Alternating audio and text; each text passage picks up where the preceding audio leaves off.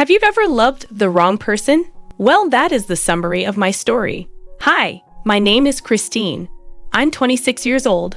I live in Cameroon, more precisely in Douala. I am a young accountant. Before continuing my story, I invite you to subscribe and don't forget to activate the notification bell so you don't miss the next stories. Thanks.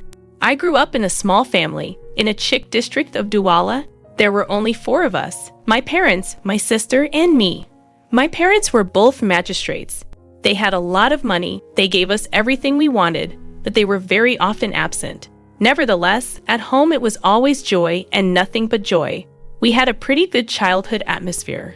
Problems that arose at home always came from me. To tell you the truth, I'd always invite everything that was my sister's.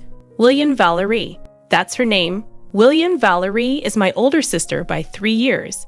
She is beautiful, intelligent, kind, respectful, and above all very humble. My parents loved her so much. Sometimes I felt like they even loved him more than me. She was everyone's darling, and I was only a shadow.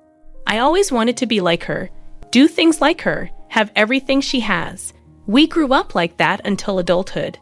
When we were in college, I made William Valerie's friends mine. Everyone who wooed her automatically had to woo me as well. I like this way of life. My friends had noticed this horrible game I was getting into and trying to bring me to my senses every time. But I persisted and continued in my competitive impulses with my sister. In short, I also wanted to feel important. I remember I made advances at her boyfriend just to see if he would like me too. He immediately gave in to my advances. At first, I thought I was as attractive as William Valerie, but my girlfriends just let me know that this guy wasn't serious. A few years later, William Valerie went to continue her studies in France. She was admitted to the French bar. She wanted to be a lawyer. I, on the other hand, opted to study accounting. It has been 2 years since William Valerie returned to Cameroon, accompanied by her fiancé Matthew. Matthew and my sister met when they were studying at the French bar. They quickly fell in love and decided to get married. So they came to Cameroon to talk about it in person to our parents. Matthew is a young Frenchman, handsome, elegant, distinguished, in short, the prototype of a movie star. He was very much in love with William Valerie, and she also loved him deeply. My parents did not find any inconvenience to their union. They even gave them their blessing. I admit that for once I was happy for my sister.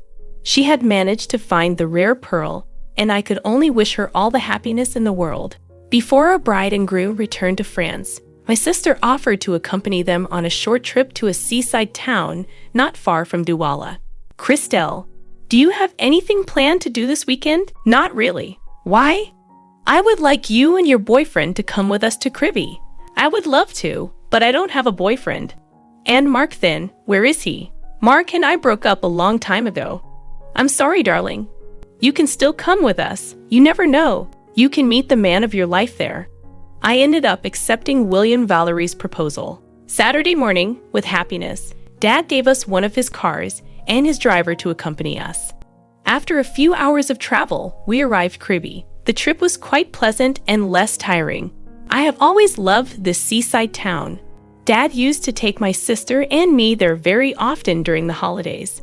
I loved the sea, the beach. I especially liked to watch the big boats that went along the coast. The craziest moments were when we were eating braised fish. This smoky scent, the taste of chili that accompanied it still goes back to my palate. In short, it was very pleasant.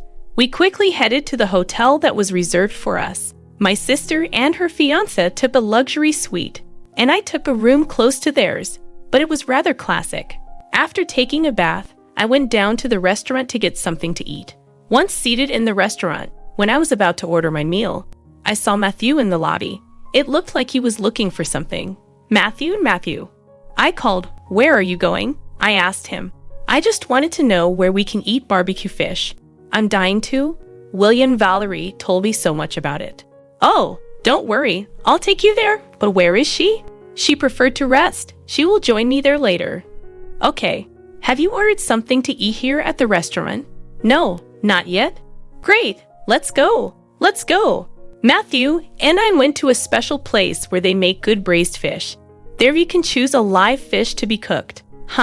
a real treat. We placed our respective orders, and while waiting to be served, we started chatting. We took advantage of this moment to get to know each other better and better. The more we talked, the more we realized that we had a lot in common. There was a kind of common thread that connected us. Carried away by a strange passion, I began to stare at him. It was then that I noticed his gorgeous smile and blue eyes. How handsome, I thought to myself. Matthew must have noticed that I was staring at him. To lighten the mood, he exclaimed, "That fish is good." "Yes, very good," I resumed. We started laughing out loud like kids. We continued to chat until my sister joined us. "Ah, you are there. Make room for me," she said. She sat down next to us and placed her order. The evening continued in a good atmosphere, and we went back to bed. At night, I had a strange feeling towards Matthew. Curiously, I thought of him. I thought of our giggles, our jokes. His cute face and his enchanting smile were already haunting my thoughts. To tell you the truth, I couldn't sleep. What was happening to me? Had I fallen in love with my sister's fiancé?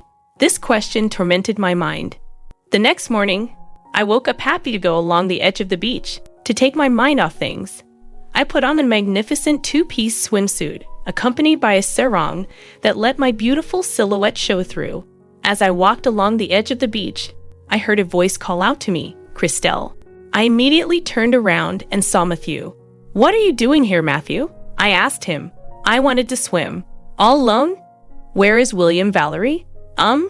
Ah, I see. She doesn't want to swim." Matthew therefore offered to accompany me, and I quickly accepted. His presence by my side did me a lot of good. I enjoyed his company immensely. As we walked around, I watched him all the time, carried away by a passionate desire. I didn't want to believe what was happening to me, but it was real.